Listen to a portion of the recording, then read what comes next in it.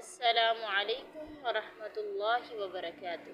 وعلیکم السلام ورحمۃ اللہ وبرکاتہ۔ الحمدللہ نحمده ونصلی علی رسولہ الکریم، اما بعد فاعوذ باللہ من الشیطان الرجیم، بسم اللہ الرحمن الرحیم۔ آج ہم لیکچر نمبر 7 کا آغاز کریں گے اور اس میں ہم حضرت ام المومنین حضرت زینب بنت جحش کی سیرت پہ بات کریں گے۔ تو اس سے پہلے لیکچر نمبر 6 میں ہم نے ام المومنین حضرت ام سلمہ بنت ابی امیہ کی سیرت پہ بات کری، جو کہ ماشاءاللہ سے بڑی ہی عمدہ اور اعلیٰ سیرت تھی۔ اللہ تعالیٰ کروڑا ان پر رحمتوں کا نزول فرمائے اور اللہ ان سے راضی ہو۔ تو آج ہم حضرت زینب بنت جحش کی سیرت پہ بات کریں گے، اور ہم لیکچر شروع کرنے سے پہلے آپ سے ایک چھوٹی سی ریکویسٹ ہے کہ ویڈیو کو ابھی جو ہے لائک کریں، شیئر کریں، ابھی آگے شیئر کر دیں، اور ساتھ میں چینل کو سبسکرائب کریں، بیل آئیکن کے بٹن کو کلک کریں، تاکہ ہر آنے والی ویڈیو جو ہے اس کا نوٹیفیکیشن آپ کے پاس پہنچ جائے۔ اور اب ہم بات کرتے ہیں حضرت زینب بنت جحش کی سیرت پہ۔ نام زینب اور ام الحکیم ان کی کنیت تھی۔ قبیلہ قریش کے خاندان اسد بن خزیمہ سے تھی۔ سلسلہ نسب ان کا یہ کہ زینب بنت جحش بن رباع بن یعمر بن صبرہ بن مرہ بن کثیر بن غنم بن دوان بن سعد بن خزیمہ، اور والدہ کا نام امیمہ تھا، جو عبد المطلب نبی صلی اللہ علیہ وسلم کے دادا تھے، ان کی بہن تھی۔ اس بنا پر حضرت زینب نبی صلی اللہ علیہ وسلم کی حقیقی پھوپھی ذات تھی، بہن تھی۔ اور اسلام حضرت زینب نبوت کی ابتدائی دور میں ہی اسلام لے کر آئی تھی، اور نکاح سب سے پہلے ان کا نکاح حضرت زید بن حارثہ سے ہوا تھا، جو کہ نبی صلی اللہ علیہ وسلم کے آزاد کردہ غلام اور متبنہ تھے۔ تو اس دنیا میں مساوات کی جو تعلیم رائج کی، وہ پست و بلند کو جس طرح ایک سطح پر لا کر کھڑا کر دیا، اگرچہ تاریخ میں اس کی ہزاروں مثالیں موجود ہیں، لیکن یہ واقعہ اپنی نوعیت کے لحاظ سے اس سب پر فوقیت رکھتا ہے۔ کیونکہ اسی سے ہی عملی تعلیم کی بنیاد قائم ہوتی ہے۔ قریش اور خصوصاً خاندان ہاشم کو تولیت کعبہ کی وجہ سے عرب میں جو درجہ حاصل تھا، اس لحاظ سے شاہان یمن بھی ان کی ہمسری کا دعویٰ نہیں کر سکتے تھے، لیکن اسلام نے محض تقوی کی بنا پہ تقوی کو بزرگی کا معیار قرار دیا، اور فخر جو کرنا اور ادعیاء کرنا کو جاہلیت کا اشعار ٹھہرایا۔ اس بنا پر اگرچہ زید رضی اللہ تعالیٰ عنہ بظاہر غلام تھے، تاہم چونکہ وہ مسلمان اور مرد صالح تھے، نبی صلی اللہ علیہ وسلم کو ان کے ساتھ حضرت زینب کا عقد کر دینے میں کوئی تکلف نہیں ہوا۔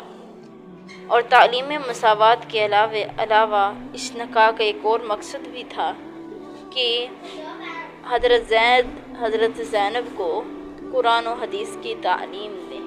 تقریباً یہ رشتہ، یہ نکاح 1 سال تک قائم رہا، پھر تعلقات قائم نہ رہ سکے۔ حضرت زید نبی صلی اللہ علیہ وسلم کی بارگاہ میں آئے، نبی صلی اللہ علیہ وسلم کے دربار میں تشریف لے کے آئے اور شکایت کی کہ میں زینب کو طلاق دینا چاہتا ہوں۔ الفاظ حدیث کے ہیں کہ جاء زید بن حارثہ قال یا رسول اللہ صلی اللہ علیہ وسلم ان زینب اشتد علی لسانها وانا اريد ان اطلقها۔ اللہ کے نبی جی، زینب اپنی زبان درازی سے مجھے تکلیف دیتی، بہت زبان درازی کرتی ہے، تو میں اسے طلاق دے دینا چاہتا ہوں۔ نبی صلی اللہ علیہ وسلم بار بار اسے سمجھاتے اور طلاق نہ دینے کا کہتے۔ اللہ تعالیٰ قرآن میں کہتے ہیں کہ وَإِذْ تَقُولُ لِلَّذِي أَنْعَمَ اللَّهُ عَلَيْهِ وَأَنْعَمْتَ عَلَيْهِ أَمْسِكْ عَلَيْكَ زَوْجَكَ وَاتَّقِ اللَّهَ، جبکہ آپ نے اس شخص سے جس پر اللہ تعالیٰ نے اور آپ نے احسان کیا تھا، یہ کہہ رہے تھے کہ اپنی بیوی کو اپنے نکاح میں رکھو اور اللہ سے ڈرتے رہو، طلاق نہ دو، لیکن یہ کسی طرح صحبت بر نہ آئی تو آخر حضرت زید نے حضرت زینب کو طلاق دے دی۔ اور حضرت زینب نبی صلی اللہ علیہ وسلم کی بہن تھی اور آپ صلی اللہ علیہ وسلم کے نکاح آپ صلی اللہ علیہ وسلم کی تربیت میں پلی بڑی تھی، اور آپ کے فرمانے پر ہی انہوں نے رشتہ منظور کیا تھا، ورنہ یہ ان کی شان کے خلاف تھا۔ بہرحال وہ متعلقہ ہو گئی، آپ صلی اللہ علیہ وسلم نے ان کی دل جوئی کے لیے ان سے نکاح کر لیا، لیکن عرب کے اندر یہ بھی جہالت تھی، ایک رسم تھی کہ یہ متبنہ بیٹے کو اصلی بیٹے کی طرح سمجھتے تھے، اور اس لیے عام لوگوں کے خیال سے آپ صلی اللہ علیہ وسلم تعامل فرما رہے تھے، نکاح نہیں کر رہے تھے، لیکن چونکہ یہ جاہلیت کی رسم تھی، اس کو مٹانا مقصد تھا۔ اللہ تعالیٰ نے آیت نازل کر دی کہ وَتُخْفِي فِي نَفْسِكَ مَا اللَّهُ مُبْدِيهِ وَتَخْشَى النَّاسَ وَاللَّهُ أَحَقُّ أَن تَخْشَاهُ، کہ آپ اپنے دل میں وہ دل چھپا رہے تھے جس کو اللہ تعالیٰ ظاہر کر دینے والا ہے، اور آپ لوگوں سے ڈرتے ہیں۔ اللہ تعالیٰ زیادہ حقدار ہے کہ اللہ سے ڈرا جائے۔ آپ صلی اللہ علیہ وسلم نے حضرت زید کو بھیجا کہ زینب سے کہو کہ نبی صلی اللہ علیہ وسلم تم سے نکاح کرنا چاہتے ہیں۔ حضرت زید جب گئے تو حضرت زینب آٹا گوندھ رہی تھی۔ حضرت زید نے نبی صلی اللہ علیہ وسلم کا پیغام دیا، اور زینب کہنے لگی کہ میں اپنی رائے قائم نہیں کروں گی جب تک میں استخارہ نہ کر لوں۔ وہ مصلی پہ کھڑی ہو گئی، ادھر اللہ تعالیٰ نے نبی صلی اللہ علیہ وسلم کا نکاح کر دیا۔ اللہ قرآن میں کہتے ہیں کہ فَلَمَّا قَضَىٰ زَيْدًا مِّنْهَا وَطَرًا زَوَّجْنَاكَهَا، جب زید نے اپنی حاجت پوری کر لی تو ہم نے زینب کا نکاح آپ سے کر دیا۔ نکاح ہو گیا، نبی صلی اللہ علیہ وسلم زینب کے مکان میں تشریف لے گئے، بلا اجازت اندر چلے گئے کیونکہ وہ ان کی بیوی تھی۔ دن چڑھے، صبح کو ولیمہ ہوا، اس میں سادگی سے روٹی سالن کا انتظام کیا گیا۔ انصار میں حضرت ام سلیم جو کہ نبی صلی اللہ علیہ وسلم کی خالہ اور حضرت انس کی والدہ تھی، انہوں نے ملیدہ تیار کیا۔ غرض سب چیزوں کو، روٹی سالن اور ملیدے کو جمع کیا گیا، اور نبی صلی اللہ علیہ وسلم نے حضرت انس کو بلایا کہ لوگوں کو بلا کر لائیں، دعوت دے کے آئیں۔ 300 لوگوں کی دعوت تھی، اور کھانے کے لیے 10 آدمیوں کی ٹولیاں آتی اور کھانا کھا کے جاتی، اور اسی دعوت میں آیت حجاب بھی اتری ہے کہ جس کی وجہ سے یہ تھی کہ چند آدمی جو دعوت میں مدعو تھے باتیں کرنے لگے، اور اس قدر دیر لگائی کہ نبی صلی اللہ علیہ وسلم کو تکلیف ہوئی۔ رسول اللہ صلی اللہ علیہ وسلم فرط مروت سے خاموش رہے، بار بار اندر آتے جاتے، باہر جاتے۔ اس مکان میں حضرت زینب بھی بیٹھی تھی، اور وہ منہ دیوار کی طرف کر کے بیٹھی تھی۔ نبی صلی اللہ علیہ وسلم کو بڑی تکلیف ہو رہی تھی کہ لوگ ایسے آ رہے تھے اور روک بھی نہیں رہے تھے۔ اللہ تعالیٰ نے اسی وقت حجاب کی آیت نازل کر دی، ساتھ میں یہ حکم نازل کر دیا۔ اللہ تعالیٰ سورۃ الاحزاب کے اندر فرماتے ہیں یا ایھا الذین آمنوا لا تدخلوا بیوت النبی الا ان یؤذن لکم الی طعام غیر ناظرین الیہ ولکن اذا دعیتم فادخلوا فاذا طعمتم فانتشروا ولا مستأنسین لحدیث ان ذلکم کان یؤذی النبی وَيَسْتَحْيِي مِنْكُمْ وَاللَّهُ لَا يَسْتَحْيِي مِنَ الْحَقِّ وَإِذَا سَأَلْتُمُوهُنَّ مَتَاعًا فَاسْأَلُوهُنَّ مِنْ وَرَاءِ حِجَابٍ۔ اے ایمان والو، نبی کے گھر میں مت جایا کرو مگر جب تمہیں کھانے کے لیے اجازت دی جائے، ایسے طور پر تم اس کی تیاری کے منتظر نہ رہو، لیکن جب تم کو بلایا جائے تب جایا کرو۔ پھر جب کھانا کھا چکے ہو تو اٹھ کر چلے جاؤ، اور باتوں میں جی لگا کر مت بیٹھے رہو۔ اس بات سے نبی کو ناگواری پیدا ہوتی ہے، سو تمہارا لحاظ کرتے ہیں وہ، اور اللہ تعالیٰ صاف بات کہنے سے لحاظ نہیں کرتا۔ اور جب تم ان سے کوئی چیز مانگو تو پردے کے باہر سے نبی صلی اللہ علیہ وسلم کے ازواج سے مانگا کرو۔ آپ صلی اللہ علیہ وسلم نے دروازے پہ پردہ لٹکا دیا اور لوگوں کو گھر آنے جانے سے ممانعت کا حکم دے دیا، اور یہ واقعہ ہے ذی القعدہ 5 ہجری کا واقعہ ہے۔ حضرت زینب رضی اللہ تعالی عنہا کے نکاح کی چند خصوصیتیں ہیں جو کہیں اور نہیں پائی جاتی۔ ان کے نکاح سے جہلیت کی ایک رسم جو کہ متبنہ اصلی بیٹے کے حکم میں رکھا جاتا تھا وہ مٹ گئی۔ مساوات اسلامی کا وہ عظیم الشان منظر نظر آیا کہ آزاد غلام کی تمیز اٹھ گئی، پردے کا حکم ہوا، نکاح کے لیے وحی الہی آئی، ولیمے میں تکلف ہوا۔ اسی بنا پہ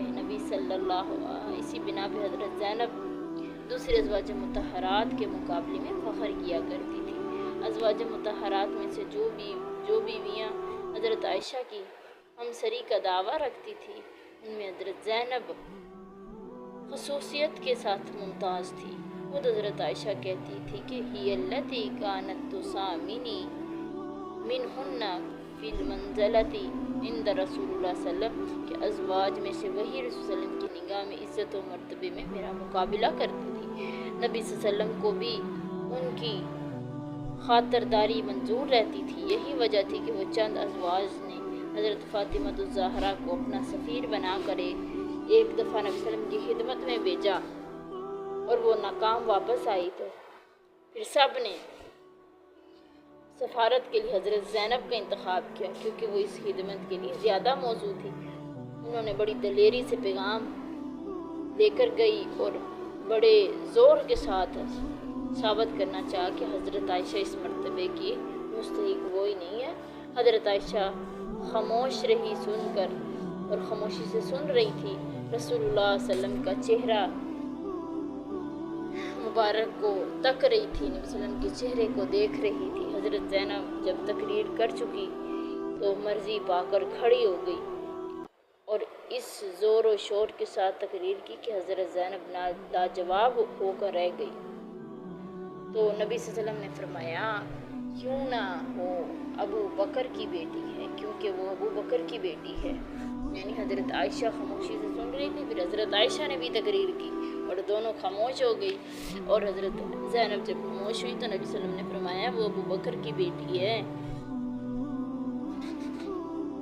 تو ان کی وفات سب سے پہلے ہوئی تھی کیونکہ نبی صلی اللہ علیہ وسلم سے پوچھا گیا کہ اللہ کے نبی جی آپ کی ازواج میں سے پہلے کون فوت ہوگی؟ آپ صلی اللہ علیہ وسلم نے فرمایا کہ اسرعکن لحافا بی اطولکن یدن، کہ تم میں سے مجھ سے جلدی وہ ملے گی جس کے ہاتھ لمبے ہیں۔ تو صحابیات نے، امہات المومنین نے ہاتھوں کی لمبائی سے مراد ظاہری لمبائی مراد نہیں، لیکن اس سے مراد سخاوت تھی، بڑی سخی تھی۔ جب یہ فوت ہوئی ہیں نا تو جو مساکین فقراء تھے وہ بڑا روئے، وہ ایسے جیسے یتیم ہو جاتے ہیں۔ تو انہوں نے اپنا کفن خود خرید کے رکھا تھا، کہتی کہ اگر مجھے عمر بھی کفن دینا تو ان دونوں کفنوں میں سے ایک کو صدقہ کر دینا ہے۔ پھر وصیت کے مطابق ہی عمل ہوا۔ حضرت عمر نے نماز جنازہ پڑھائی۔ اس کے بعد ازواج مطہرات سے دریافت کیا کہ کون قبر میں داخل ہوگا۔ انہوں نے کہا وہ شخص جو ان کے گھر میں داخل ہوا کرتا تھا۔ حضرت اسامہ بن زید، پھر محمد بن عبداللہ بن جحش، عبداللہ بن ابی احمد بن جحش، انہوں نے انہیں قبر میں اتارا اور جنت البقیع کے اندر انہیں دفن کیا گیا۔ حضرت زینب کا انتقال جو تھا 20 ہجری میں ہوا اور ان کی عمر جو ہے وہ 38 سال تھی۔ نبی صلی اللہ علیہ وسلم سے جب نکاح ہوا تھا تو ان کی عمر 35 سال تھی اور وفات کے وقت ان کی عمر 38 سال تھی۔ زینب رضی اللہ تعالی عنہا نے جو مال چھوڑا وہ ایک مکان تھا جو یادگار تھی۔ تو ولید بن عبد الملک نے اپنے زمانے حکومت میں 50,000 درہم سے خریدا اور اس جگہ کو، اس حجرے کو مسجد نبوی کے اندر شامل کر دیا۔ حضرت زینب کا حلیہ، حضرت زینب رضی اللہ تعالی عنہا جو لمبے قد والی تھی اور خوبصورت تھی اور موزوں اندام تھی، اور ان سے روایتوں کی تعداد جو ہے، جو ان سے روایتیں نقل کی گئی ہیں وہ صرف 11 روایتیں ہیں، اور احادیث کو یعنی راویوں میں سے جو روایت کرنے والے ہیں حضرت ام حبیبہ، حضرت زینب بنت ابی سلمہ محمد بن عبداللہ بن جہش، کلثوم بنت تلق اور جو مذکورہ غلام ہیں یہ ان سے روایتیں نقل کرنے والے ہیں۔ ان سے جو روایتیں نقل کی گئی ان کی تعداد صرف 11 ہیں۔ حضرت ام سلمہ ان کے اخلاق کے متعلق کہتی ہیں کہ کانت زینب صالحۃ وصوامۃ وقوامۃ، حضرت زینب نیک تھی اور روزے دار تھی، رات کو قیام کرنے والی تھی۔ حضرت عائشہ بھی کہتی کہ میں نے کوئی عورت زینب سے زیادہ دیندار، زیادہ پرہیزگار اور زیادہ راستے دار اور زیادہ فیاض اور مخیر اور اللہ کی رضا جوئی میں زیادہ سرگرم رہنے والی کسی کو نہیں دیکھا، لیکن تھوڑی سی مزاج میں تھوڑی سی تیزی تھی جس پر ان کو بہت جلد ندامت بھی ہو جایا کرتی تھی۔ جب حضرت عائشہ رضی اللہ تعالیٰ عنہ پر تہمت لگی، تہمت زنا، تو نبی صلی اللہ علیہ وسلم نے حضرت زینب سے پوچھا کہ آپ زینب کو کیسا پاتی ہو؟ حضرت زینب کہتی ہیں ما علمت الا خیرا، کہ مجھ کو تو حضرت عائشہ کی بھلائی کے سوا کوئی چیز نظر نہیں آتی، اور بڑی ہی نیک خاتون تھی اور بڑی فیاضی تھی کرنے والی تھی، صدقہ خیرات کرنے والی تھی۔ ایک دفعہ حضرت عمر رضی اللہ تعالیٰ عنہ نے ان کا سالانہ نفقہ بھیجا، انہوں نے اس پہ کپڑا ڈال کے رکھ دیا اور اپنے غلام بزرہ بن رافع کو حکم دیا کہ میرے خاندانی رشتہ داروں اور یتیموں میں تقسیم کر دو۔ برزہ نے کہا کہ ہم بھی اس کے حق رکھتے ہیں۔ انہوں نے کہا کپڑے کے نیچے جتنا پڑا ہے سب اٹھا لو، اور وہ 85 درہم نکلے۔ جب یہ مال تقسیم ہو گیا تو دعا کرتی ہیں اللہ اس سال کے بعد عمر کے عطیے سے میں فائدہ نہ اٹھا سکوں، تو دعا قبول ہو گئی اور اسی سال ان کا انتقال